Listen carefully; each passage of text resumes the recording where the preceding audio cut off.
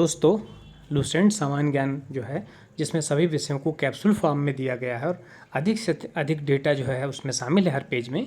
इसलिए किताब MPPSC prelims और साथ ही मेंस, क्योंकि उसमें भी अब लघुत्तरी और अति लघुत्तरी प्रश्न आने हैं, और साथ ही बैंकिंग, रेलवे, SSC सभी परीक्षाओं की दृष्टि से इम्पॉर्टेंट है। इसी बात को ध्यान रखते हुए हमने इतिहास को जो है उसमें कैप्सूल फॉर्म में जो लुसेंट में दिया उसको एक्सपेंड करते हुए समझाने की कोशिश की है, ताकि चीज़ें आपको एक इमेज फॉर्म में और कहानी के रूप में याद हो सकें। तो उसी श्रृंखला में चौथा वीडियो जो आज हम पढ़ेंगे वैदिक सभ्यता पे है।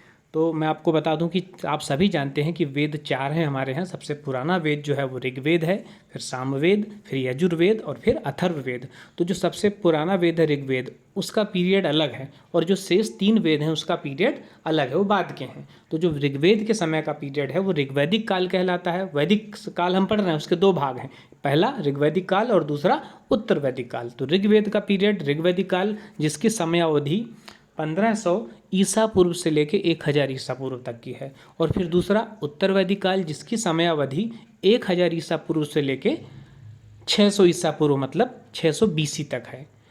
यहाँ मैं बता दूँ 600 BC के बाद फिर आप, यदि आपने पढ़ा होगा तो सुना होगा कि महाजनपदों का काल शुरू हो जाता है। ठीक है, अब मैं ये भी बता दूँ आपको कि जब तक सिंधु घाटी सभ्यता या सैंधव सभ्यता या हड़प्पा सभ्यता की खोज नहीं हुई थी, तब तक ये मान के चला जा रहा था कि भारतीय इतिहास का सबसे पुराना जो सभ्यता है वो वैदिक सभ्यता है। ठीक है, लेकिन जब 1921-22 में जब सिंधु सभ्यता की खोज फाइनल हो चुकी, जिसमें तत्कालीन जो है पुरातत्व के महानिदेशक जो थे सर जॉन मार्शल थे, और दयाराम साहनी, राखाल दास बनर्जी, जिनके सहयोग से जब सिंधु सभ्यता की खोज हुई, कन्फर्म हुआ, तब जाके पता चला कि वैदिक सभ्यता सबसे पुरानी सभ्यता नहीं है भारत की, बल्कि उससे भी 1000 साल पहले 1500 ईसा पूर्व की क्या है, ये है वैदिक सभ्यता। उससे भी 1000 साल पहले लगभग, मतलब 2500 ईसा पूर्व, 2500 BC की हड़प्पा सभ्यता है।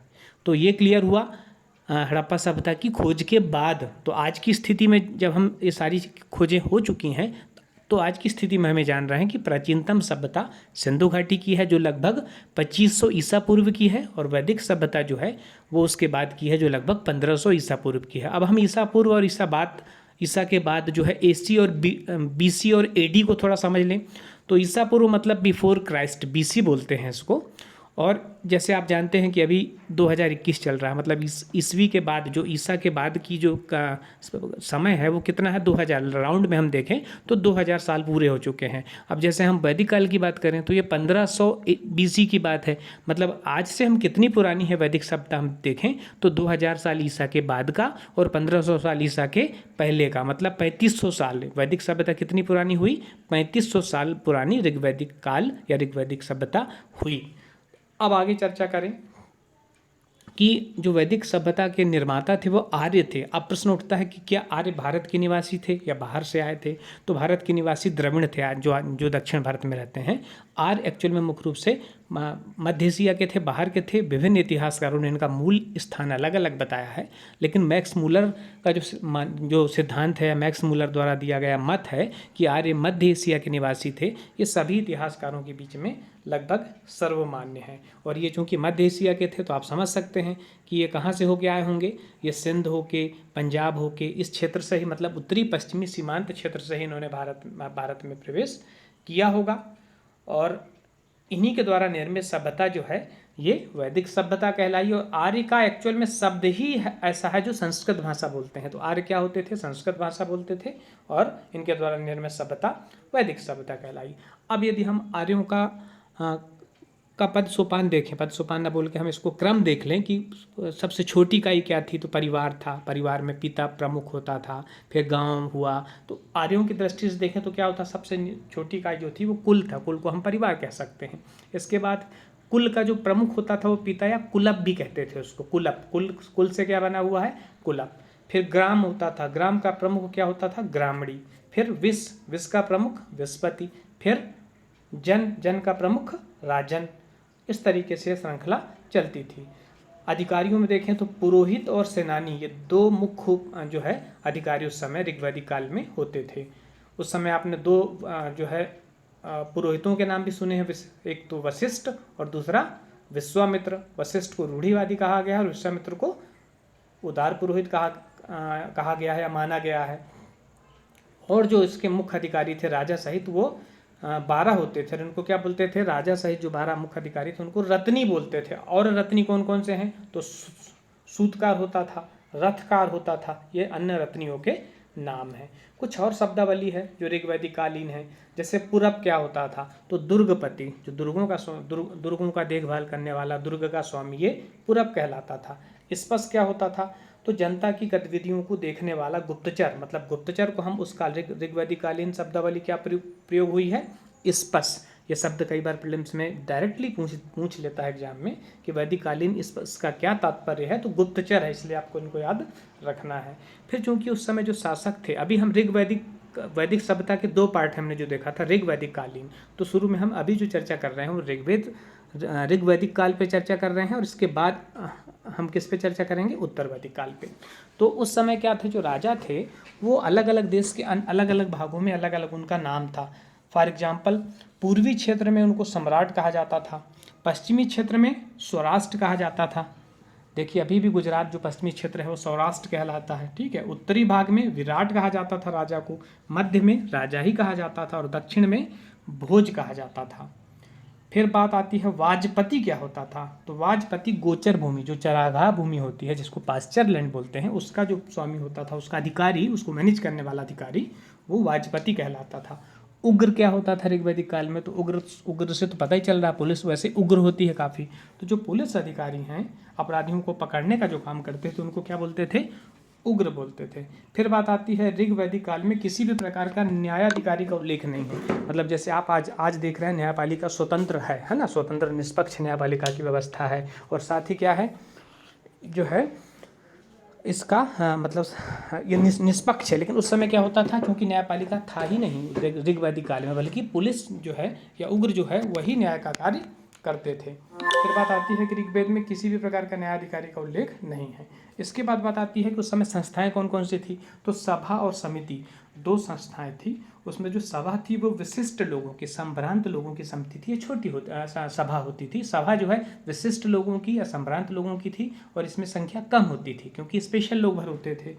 लेकिन जिसमें राजा रत्नी होते थे। लेकिन जो समिति थी वो जन सामान्य के लिए होती थी, उसमें प्रत्येक जो है व्यक्ति शामिल हो सकता था। और समिति के अध्यक्ष को हम ईशान कहते थे। एक खास बात, स्त्रियों की स्थिति अच्छी थी ऋग्वेद के समय में, ऋग्वैदिक काल में, क्योंकि ये सभा और समिति दोनों में इनको भाग लेने का अधिकार था। युद्ध में कबीले का नेतृत्व जो है हमेशा राजा करता था, और युद्ध के लिए गविष्ठी शब्द का प्रयोग हुआ है, ठीक है।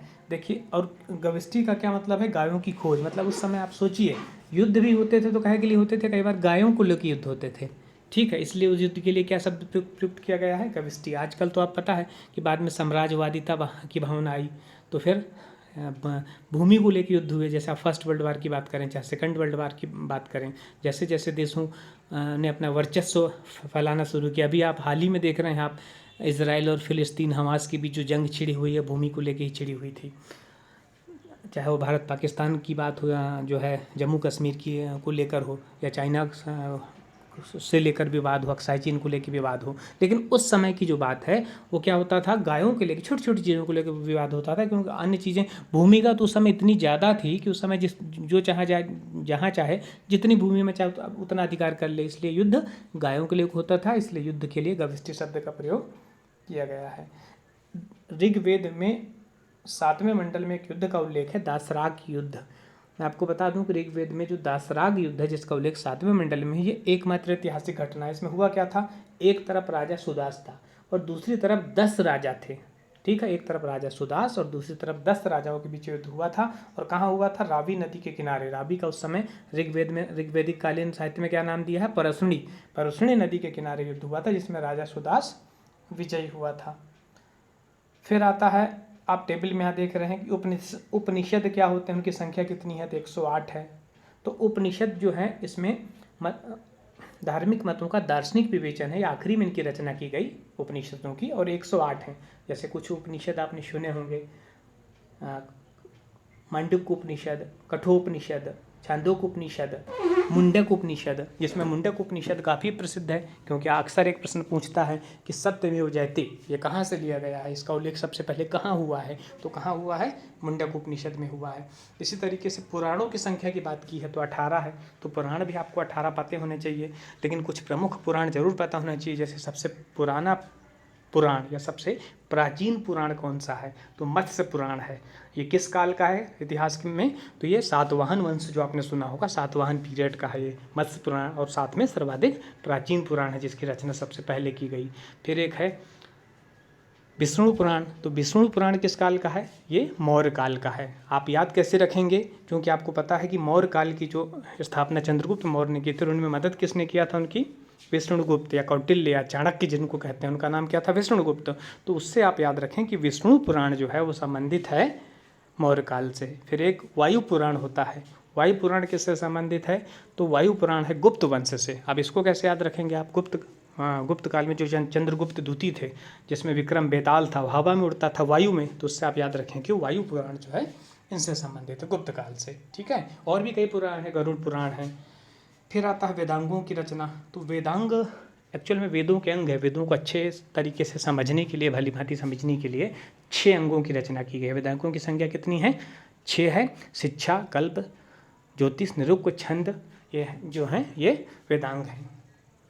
अब बात आती है कि ऋग्वेद के समय में, ऋग्वैदिक समाज में 4 वर्णों में विभक्त था पूरा समाज, और ये वर्ण क्या थे, ब्राह्मण, क्षत्रिय, वैश्य और शूद्र। मतलब जो ये हम वर्ण व्यवस्था की बात करते हैं 4 वर्णों की, आज भी जो चल रही है, ब्राह्मण, क्षत्रिय, वैश्य और शूद्र, इसकी उत्पत्ति या आविर्भाव या शुरुआत या प्रारंभ कह लें हम, तो कब हुआ, ये ऋग्वेद के समय से ही हो गया। इसमें क्या, कहाँ इसका उल्लेख है ऋग्वेद में, ऋग्वेद में एक 10वां मंडल है, ठीक है, और 10वें मंडल में, क्योंकि ऋग्वेद क्या है, सूक्तों में विभक्त है, तो 10वें मंडल की पुरुष सूक्त में ये लिखा हुआ है साफ साफ कि एक विशाल पुरुष जिसको ब्रह्मा बोला गया है ना, भगवान मान लें, ब्रह्मा मान लें, उसमें लिखा हुआ है कि विशाल पुरुष के मुख से ब्राह्मणों की उत्पत्ति हुई। मुख से कौन हुए, ब्राह्मण हुए।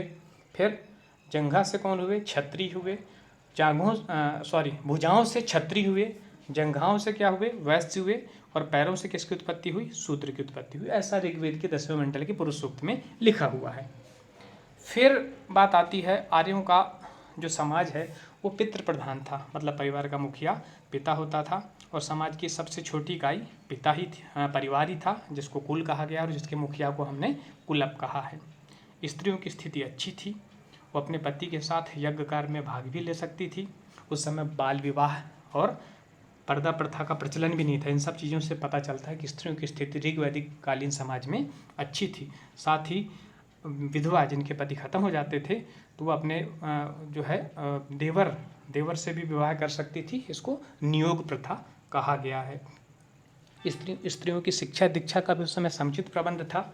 स्त्रियों को पर्याप्त शिक्षा दी जाती थी, क्योंकि उस समय हमें कई विदुषी जो है महिलाओं के नाम जो है पढ़ने को मिलते हैं।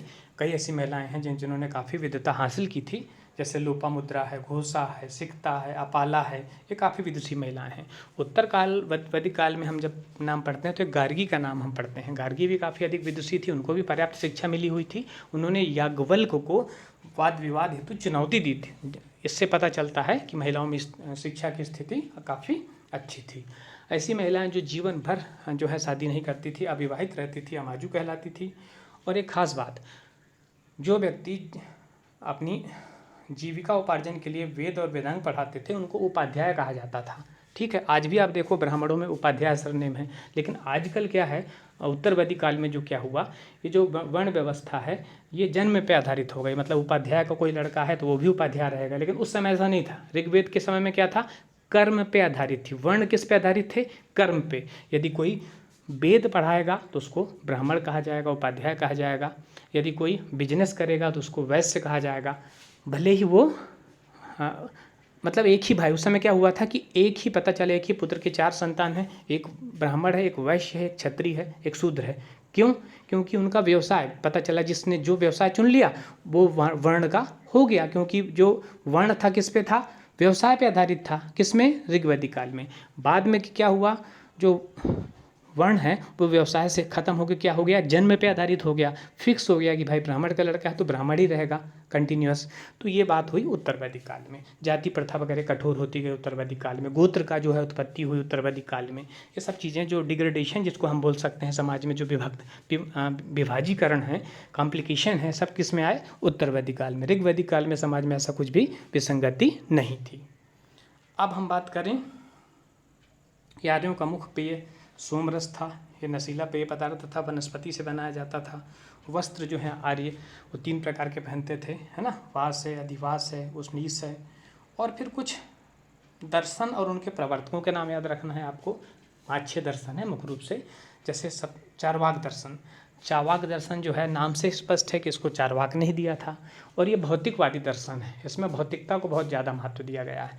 इसका तो एक बड़ा सिंपल सा डायलॉग चलता है कि भाई खुश रहना है आपको, आप उधार लेके घी पियो, ठीक है, मतलब उधार लेके पैसे खर्च करके आप सारे सुखों को भोगो। ये है चरवाक दर्शन। फिर पतंजलि का योग दर्शन आपको पता ही है। फिर कपिल का सांख्य दर्शन है, ये सबसे पुराना दर्शन है। पुराना दर्शन पूछेगा तो क्या बताएंगे, कपिल का सांख्य दर्शन। फिर गौतम का न्याय दर्शन है। जैमिनी का पूर्व मीमांसा है। बाद नारायण का उत्तर मीमांसा है। और कणाद या उलूक का वैशेषिक दर्शन है। कणाद को ही भारतीय परमाणुवाद का जनक कहा जाता है। मनोरंजन के साधनों की बात करें हमारे की तो क्या था, संगीत होता था, थोड़ा बहुत रथ दौड़, घुड़दौड़, युद्ध क्रीड़ा जिसको जुआ बोलते हैं, ये सब होता था। आर्यों का मुख्य व्यवसाय क्या था, तो पशुपालन और कृषि। पहले आर्य पशुपालन पे ही थे, बाद में धीरे धीरे स्थायी रूप से बसने लगे और इन्होंने क्या किया, कृषि भी करने लगे। तो 2 व्यवसाय थे इनके। गाय को अधन्य कहा गया है, मतलब ना मारे जाने योग्य। मतलब गाय, देखिए गायों की जो पूजा आज होती है वो ऋग्वैदिक काल से ही हो रही है। क्योंकि यदि गाय को कोई मारता था या वध कर देता था, हत्या कर देता था, तो उसको देश निकाला या मृत्युदंड देने की व्यवस्था थी। तो गायों की पूजा जो है वो ऋग्वैदिक काल से ही चालू है। प्रिय घोड़े की बात, पशु की बात करें तो घोड़ा था। सबसे ज़्यादा प्रिय पशु क्या था, घोड़ा। और सबसे ज़्यादा प्रिय देवता जो थे वो ऋग्वैदिक काल में इंद्र थे। बाद में फिर उत्तर वैदिक काल में इंद्र के स्थान पे प्रजापति हो गए थे, ठीक है। फिर आर्यों द्वारा खोजी गई जो धातु थी, लोहा थी। सिंधु घाटी की सभ्यता में लोहा की खोज नहीं हुई थी। आप पता है कि सिंधु घाटी की सभ्यता जो है कांस्य युगीन थी। कांसा और तांबा जरूर मिल गया था, लेकिन लोहा नहीं था। लोहा कब खोजा गया, ऋग्वैदिक काल में। वैदिक सभ्यता से ही लोहा का ज्ञान हुआ, जिसको क्या बोलते थे हम वैदिक काल में, श्याम अयस्क। और तांबे को क्या बोलते थे वैदिक काल में, लोहित अयस्क। एक शब्द आता है पणी। तो व्यापार करने के लिए, ऐसे लोग जो व्यापार करने के लिए दूर दूर तक जाते थे, मतलब अपने देश में भी कर रहे हैं, विदेशों में भी जा रहे हैं, उनके लिए क्या शब्द प्रयोग किया गया है, पणी। एक आध बार ये पूछा गया है पीएससी प्रीलिम्स में कि पणी, वैदिक काल में पणी क्या होता है, तो पणी व्यापारी होते हैं। फिर लेन देन जो होता था उसमें कोई मुद्रा प्रणाली डायरेक्ट नहीं मिली है, वो वस्तु विनिमय पर आधारित था, ठीक है। हालांकि 2 मुद्राओं के नाम अस्पष्ट रूप से मिलते हैं, निष्क और शतमान, लेकिन इनको आभूषण कहा गया है। तो मेनली जो है जो लेन देन कैसे होता था, बार्टर सिस्टम जिसको बोलते हैं ना, वस्तु विनिमय। एक वस्तु दो, जिसके पास, सपोज जिसके पास कोई एक वस्तु है, दूसरे के पास दूसरी है, दोनों आपस में बदल लें, ये सिस्टम से लेन देन होता था। और जो ब्याज लेके ऋण देते हैं जिसको बोलते हैं ना सूदखोरीपन, उसको, जो सूदखोर थे उस समय से ही शुरू हो गया था काम। और उनको क्या ना, सूदखोरों को क्या बोलते थे, वेकनाट। तो वेकनाट शब्द भी आपको पता होना चाहिए। इसके बाद हम देखते हैं कि अग्नि का क्या रोल था। अग्नि को भी देवता माना जाता था, लेकिन किस प्रकार का देवता माना जाता था, ऐसा देवता जो मनुष्य और देवताओं के बीच मध्यस्थ की भूमिका निभाए। मनुष्य और देवताओं के बीच मध्यस्थ की भूमिका निभाने वाले देवता के रूप में अग्नि की पूजा होती थी। ऋग्वेद में नदियों का भी उल्लेख है। आप याद रखिएगा कि इसमें गंगा का सिर्फ 1 बार उल्लेख है और यमुना का 3 बार। और सबसे ज़्यादा किसका उल्लेख है, सबसे ज़्यादा उल्लेख हुआ है सिंधु नदी का। क्लियर, सबसे ज़्यादा सिंधु नदी का उल्लेख हुआ है। लेकिन सबसे पवित्र नदी की हम बात करें, जिसका पवित्र नदी के रूप में उल्लेख हुआ है, वो सरस्वती है। अब कुछ और नदियाँ हैं जिनके ऋग्वैदिक कालीन नाम आपको पता होना चाहिए। सारे याद नहीं करना, आपको 4-5 याद रखना है। जैसे झेलम वितस्ता है पुराना नाम इसका ऋग्वैदिक काल का। चिनाब नदी का अस्कनी है। रावी का परुष्णी है, आपने उसमें पढ़ा भी था। अभी दासराग युद्ध हुआ था जिसमें सुदास विजय हुआ था रावी नदी के किनारे, मतलब परुष्णी नदी के किनारे। सतलज का नाम ससुद्री है। ब्यास का नाम बिपाशा और गोमल का नाम गोमती। ये कुछ पुराने नाम है ऋग्वेद के समय के। फिर बात आती है कि ऋग्वेद काल में अभी हमने चर्चा किया कि इंद्र के स्थान पे उत्तर वैदिक काल, ऋग वैदिक काल में प्रमुख देवता इंद्र था और उत्तर वैदिक काल में इंद्र के स्थान पे सबसे प्रमुख देवता कौन बन गया? प्रजापति। ठीक है। फिर एक कहानी आती है कि विष्णु भगवान ने वामन के अवतार के रूप में पूरे ब्रह्मांड को 3 पगों में नाप लिया। तो इस बात का जो लेख है या इस कल्पना का विकास जो है ये उत्तर वैदिक काल में हुआ है, उत्तर वैदिक कालीन घटना है। कुछ देवताओं के नाम ऋग वैदिक कालीन यहाँ लिखे हैं और वो किनसे संबंधित है, जैसे फॉर एग्जाम्पल इंद्र जो है वो युद्ध का देवता था, वर्षा का देवता था और ऋग वैदिक काल में प्रमुख देवता था। ठीक है। फिर अग्नि की बात करें तो देवता और मनुष्य के बीच मध्यस्थ रूपी देवता थी ये। फिर पूषण की बात करें तो पशुओं के देवता थे ये। विष्णु जी की बात करें तो ये विश्व के संरक्षक और पालन करता थे, अभी भी हैं, उस समय भी ये विश्व के संरक्षक और पालन कर्ता के रूप में मान्य थे। मरुत की बात करें, मरुत मतलब हवा, तो क्या होता? आंधी तूफान के देवता को मरुत कहा जाता था। उत्तर वैदिक काल में राजा के राज्याभिषेक के समय राजसूय यज्ञ का अनुष्ठान किया जाने लगा। आपको पता है कि ऋग वैदिक काल में जो राजा थे वो छोटे छोटे थे, एरिया में उनके क्षेत्र कम थे। जैसे जैसे उत्तर वैदिक काल हुआ तो राजाओं के क्षेत्र क्या हुआ? बढ़ने लगा। साम्राज्यवाद, महासाम्राज्य मतलब साम्राज्यवादिता की भावना आने लगी। तो राजा भी उस समय क्या करने लगे? राज्याभिषेक के समय राजसूय यज्ञ करने लगे। जैसे आपने रामायण में जो है पढ़ा है कि भगवान श्री राम ने भी अपने राज्यारोहण के बाद राजसूय यज्ञ किया था। इसके बाद उत्तर वैदिक काल में हम अभी चर्चा कर चुके हैं कि जो वर्ण व्यवस्था थी, आपने ब्राह्मण, क्षत्रिय, वैश्य, शूद्र देखा, ये व्यवसाय के स्थान पे ना होकर अब किस पे आधारित हो गई? जन्म पे आधारित हो गई उत्तर वैदिक काल में। फिर बात आती है उत्तर वैदिक काल में मुद्रा नहीं थी, वस्तु विनिमय पे आधारित था उत्तर वैदिक काल में भी। लेकिन उत्तर वैदिक काल में 2 मुद्राएं कहीं कहीं ऐसा लगता है मतलब इतिहासकारों को कि निष्क और शतमान का भी मुद्रा के रूप में प्रयोग किया जाता था। हालांकि ये आभूषण के तौर पे पाए गए हैं, लेकिन इनका कभी कभी मुद्रा के रूप में भी उपयोग किया जाता था। सांख्य दर्शन जो है सबसे प्राचीन है, कपिल का अभी चर्चा हो चुकी है। ठीक है। फिर सत्यमेव जयते मुंडक उपनिषद से लिया गया है। गायत्री मंत्र ये भी जो है वो ऋग्वेद से लिया गया है, याद रखिएगा आप। गायत्री वेद का संबंध किससे है? ऋग्वेद से है। फिर अगला आता है कि उत्तर जो अभी हमने चर्चा किया कि वैदिक काल जो है वो ग्रामीण सभ्यता थी, है ना, मिट्टी के घर बने रहते थे, जबकि जो सिंधु सभ्यता थी वो क्या थी? नगरीय सभ्यता थी। आप मेरे पुराने प्रीवियस वीडियो जो हैं जो सिंधु सभ्यता से संबंधित हैं, जो सिंधु घाटी सभ्यता पे आधारित हैं, या फिर उसको आप देख सकते हैं। और लेकिन ये इसमें उत्तर वैदिक काल में एक शहर है कौशाम्बी उत्तर प्रदेश में है और इलाहाबाद के पास में है। इसमें पक्की ईंटों से बने हुए जो है नगर का प्रमाण मिला है। वैदिक काल के समय जो है 2 महाकाव्य मिले हैं, रामायण और महाभारत। आप सभी जानते हैं, रामायण के बारे में तो सब जानते ही हैं, 7 कांडों में विभक्त है। महाभारत पर्वों में विभक्त है। पुराना नाम जय संहिता था, वर्तमान में इसमें 1 लाख श्लोक हैं। गोत्र प्रणाली की जो बात कर रहे हैं, इसका जन्म भी उत्तर वैदिक काल में हुआ। तो ये वैदिक सभ्यता, ऋग्वैदिक काल और उत्तर वैदिक काल से संबंधित सामान्य जानकारी हुई। अगले उसमें हम महाजनपदों का उदय और मगध साम्राज्य पर संबंधित जानकारी पढ़ेंगे।